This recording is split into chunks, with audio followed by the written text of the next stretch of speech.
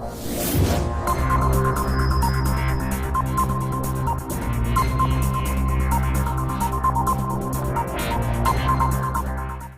दोस्तों, स्वागत है आप सभी का अपने YouTube चैनल एग्जाम मस्ती पर। मैं धीरेन्द्र।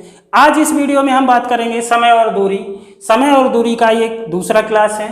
टाइम एंड डिस्टेंस के पार्ट नंबर 2 में आज हम बात करेंगे औसत चाल के आधार पर।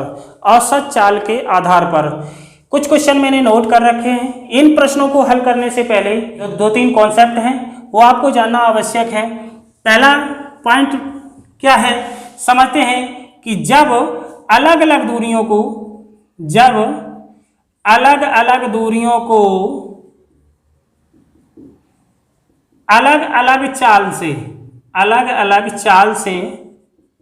से तय किया जाए तब औसत चाल बराबर चली कुल दूरी बटे लगा कुल समय। जब अलग अलग दूरियों को अलग अलग चाल से तय किया जाए तब औसत चाल बराबर होगी चली कुल दूरी बटे लगा कुल समय। दूसरा पॉइंट क्या आपको जानना आवश्यक है कि जब दो समान दूरियों को अलग अलग चाल से तय किया जाए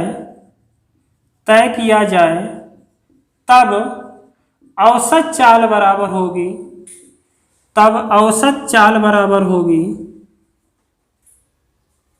2xy upon x plus y, जहाँ पर x, y क्रमशः चालें हैं। एक्स वाई क्या है? चालें। मैंने चाल को एक्स और वाई मान लिया। जब दो समान दूरियों को अलग अलग चाल से तय किया जाए तब औसत चाल क्या होगी 2xy upon x plus Y. तीसरा पॉइंट समझते हैं। तीसरा पॉइंट क्या कह रहा है? तीसरा पॉइंट आपका है कि जब तीन बराबर दूरियों को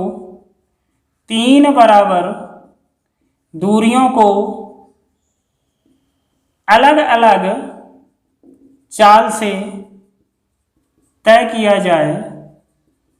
किया जाए तब औसत चाल बराबर होगी 3xyz upon xy plus yz plus zx। एक बार फिर कॉन्सेप्ट को समझ लेते हैं। जब अलग अलग दूरियों को अलग अलग चाल से तय किया जाए तब औसत चाल होगी चली कुल दूरी बटे लगा कुल समय। दूसरा पॉइंट है कि जब दो समान दूरियों को अलग अलग चाल से तय किया जाए तब औसत चाल बराबर हो जाएगी 2xy upon x plus Y. X और y क्या हैं? क्रमशः चालें हैं। यहाँ पर जब तीन बराबर दूरियों को अलग अलग चाल से तय किया जाए तब औसत चाल क्या हो जाएगी 3xyz upon xy plus yz plus zx। यहाँ xyz क्या है? क्रमशः चालें हैं, अलग अलग चालें हैं। तो ये कि 3 कॉन्सेप्ट हैं औसत चाल के आधार पर। इन 3 कॉन्सेप्ट से बाहर कोई भी क्वेश्चन नहीं जाएगा। अब समझते हैं हम पहले क्वेश्चन को। पहला क्वेश्चन क्या कह रहा है, पढ़ें कि सुरेश 50 किलोमीटर प्रति घंटा की चाल से 2 घंटे चलता है तथा 40 किलोमीटर प्रति घंटा की चाल से 5 घंटे चलता है, तो पूरी यात्रा में उसकी औसत चाल क्या होगी। चलिए इस क्वेश्चन को बेहतर से समझने की कोशिश करेंगे। एक दिवसीय परीक्षाओं में ऐसे प्रश्न अधिक संख्या में पूछे जाते हैं औसत चाल के आधार पर, चाहे आपका एसएससी जीडी का एग्जाम हो, चाहे आपका रेलवे का हो, एनटीपीसी का हो, ग्रुप डी का हो, या यूपी पुलिस हो, दिल्ली पुलिस हो, बिहार पुलिस हो। ऐसे प्रश्न बहुत अधिक संख्या में पूछे जाते हैं। तो पहला क्वेश्चन क्या कह रहा है कि 50 किलोमीटर प्रति घंटा की चाल से 2 घंटे चलता है तथा 40 किलोमीटर प्रति घंटा की चाल से 5 घंटे चलता है, तो पूरी यात्रा में उसकी औसत चाल क्या होगी। मैंने बताया था जब चालें अलग अलग हों, समय अलग अलग हो, तब औसत चाल बराबर होता है चली कुल दूरी बटे लगा कुल समय। तो सबसे पहले हम चाल लिखेंगे, फिर समय लिखेंगे, फिर दूरी लिखेंगे। ध्यान देना, चाल कितनी है, 50 किलोमीटर प्रति घंटा चाल है, 2 घंटे चलता है। भैया 1 घंटे में ये कितना चलता है, 1 घंटे में कितना चलता है, 50 किलोमीटर, तो 2 घंटे में कितना चलेगा, 100 किलोमीटर। जब वो 40 किलोमीटर प्रति घंटा चाल है तो मतलब 1 घंटे में 40 किलोमीटर चलता है, तो 5 घंटे में कितना चलेगा, 200 किलोमीटर चलेगा। तो औसत चाल यहाँ से निकल के आएगी, औसत चाल कॉन्सेप्ट नंबर पहले से, औसत चाल बराबर चली कुल दूरी बटे लगा कुल समय। तो यहाँ पर हम देखते हैं चली कुल दूरी कितनी है, 100 और 200, 100 प्लस 200। समय कितना लग रहा है, 2 और 5, 2 प्लस 5। दूरी कितनी हो गई, 300। समय कितना हो गया, 7 घंटे। यहाँ से 7 से डिवाइड नहीं होगा पूरा, तो 7 चौको 28, बची 2, 7 दूना 14, बची 6, तो 42 सही 6/7 किलोमीटर प्रति घंटा औसत चाल हो जाएगी। 42 सही 6/7 किलोमीटर प्रति घंटा। पहले क्वेश्चन को आपने बेहतर से समझा। अब बढ़ते हैं हम क्वेश्चन नंबर दूसरे की तरफ। दूसरे क्वेश्चन को भी ऐसे आसान तरीके से समझने की कोशिश करेंगे। दूसरा क्वेश्चन क्या कह रहा है, पढ़िए कि एक व्यक्ति 30 किलोमीटर की यात्रा को 6 किलोमीटर प्रति घंटा की चाल से तथा शेष 40 किलोमीटर प्रति घंटा की यात्रा को 5 घंटे में पूरा करता है, तो पूरी यात्रा की औसत चाल क्या होगी। तो मैंने क्वेश्चन बताया, सबसे पहले लिखेंगे यहाँ चाल, फिर लिखेंगे समय, फिर लिखेंगे दूरी। क्या लिखेंगे, दूरी। चाल कितनी है, चाल 6 किलोमीटर प्रति घंटा, समय मुझे पता नहीं है, दूरी कितनी है 30 किलोमीटर। जब 30 किलोमीटर की दूरी है 6 किलोमीटर प्रति घंटा की चाल से, मतलब 1 घंटे में 6 किलोमीटर जाता है, तो 30 किलोमीटर कितने घंटे में जाएगा, 30/6 कर देंगे तो कितने घंटे में जाएगा, 5 घंटे में। 1 घंटे में 6 किलोमीटर जाता है तो 30 किलोमीटर कितने घंटे में जाएगा, 6×5 30, 5 घंटे में जाएगा। दोबारा क्या कह रहा है, 40 किलोमीटर प्रति घंटा की चाल है, 40 किलोमीटर प्रति घंटा की चाल है, और समय कितना है, समय कितना है 5 घंटे।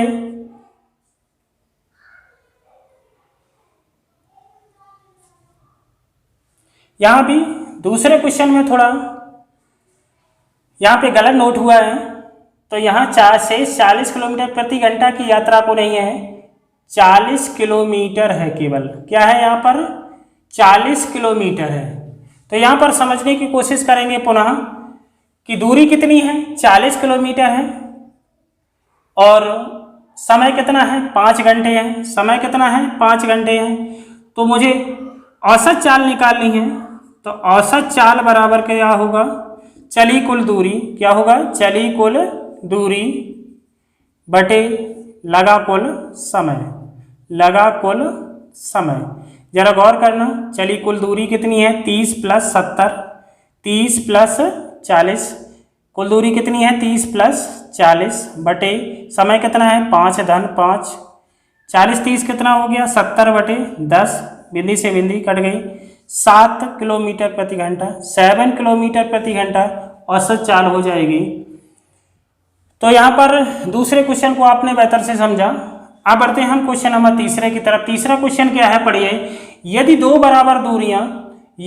बराबर दूरियां 20 किलोमीटर प्रति घंटा, यदि दो बराबर दूरियां 20 किलोमीटर प्रति घंटा तथा 30 किलोमीटर प्रति घंटा की चाल से चला जाता है, तो पूरी यात्रा में औसत चाल क्या होगी।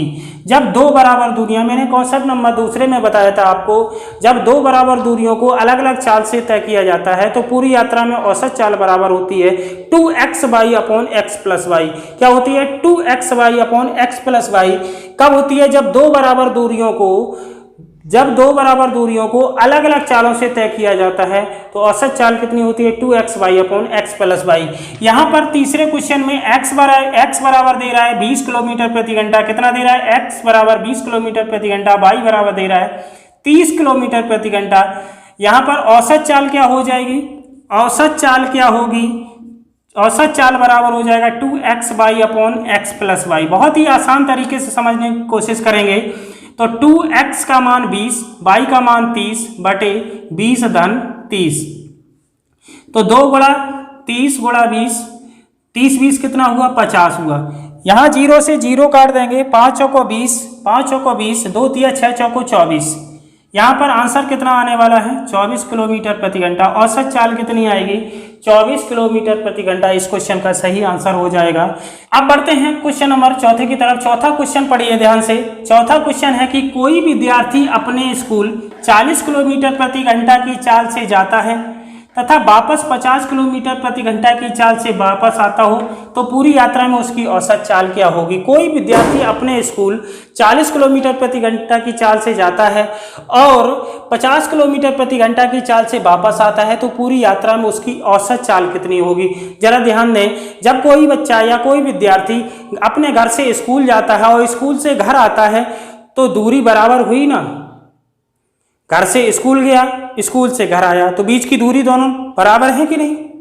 अगर आप कह रहे होगे कि नहीं हम तो दूसरे रास्ते से जाएंगे तो कैसे दूरी बराबर होगी, भैया ऐसा नहीं है कि ऐसे प्रश्नों में हम घर से स्कूल और स्कूल से घर की दूरी बराबर मानकर चलेंगे, तब ये क्वेश्चन सॉल्व हो पाएंगे। जब समान दूरियों को, मैंने कॉन्सेप्ट नंबर दूसरे में आपको बताया था कि जब समान दूरियों को अलग अलग चालों से तय किया जाए तो औसत चाल बराबर हो जाती है 2xy upon x plus Y. क्या हो जाता है 2xy upon x plus Y. तो चौथे क्वेश्चन को बेहतर से हम सॉल्व कर सकेंगे।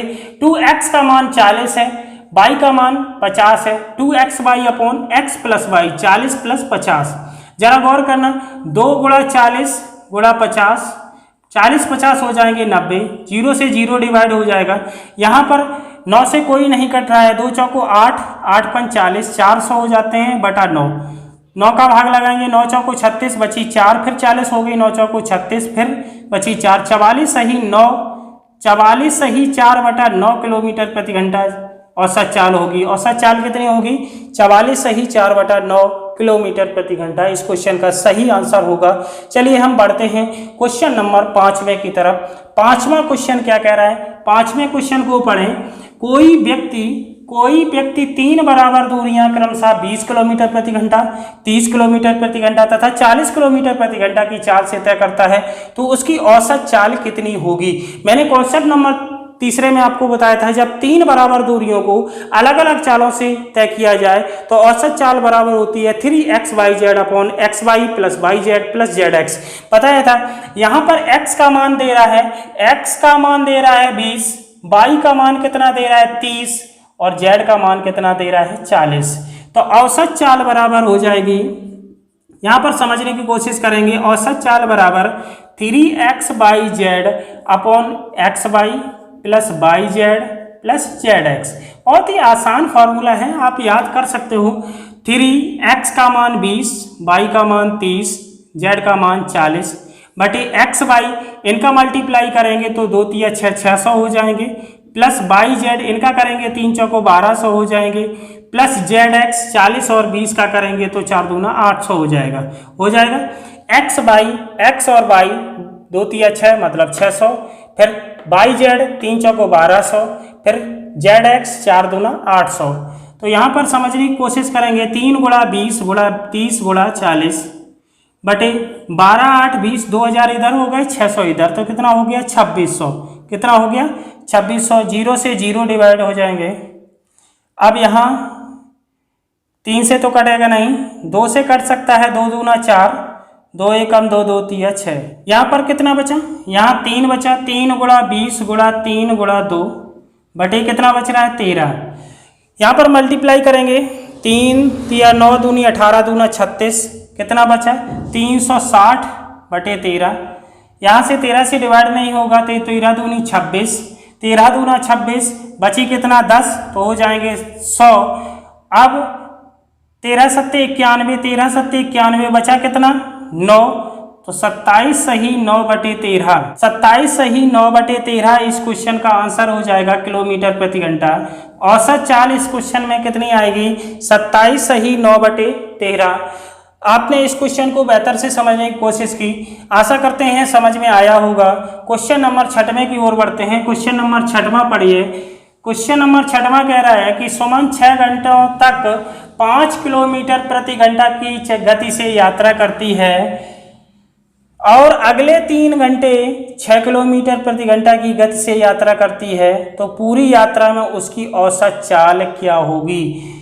6 घंटों तक 5 किलोमीटर प्रति घंटा की गति से यात्रा करती है और अगले 3 घंटे 6 किलोमीटर प्रति घंटा की गति से यात्रा करती है, तो पूरी यात्रा में औसत चाल क्या होगी या औसत गति कितनी होगी। तो वही कॉन्सेप्ट, सबसे पहले हम लिखेंगे चाल, फिर लिखेंगे समय, फिर लिखेंगे दूरी।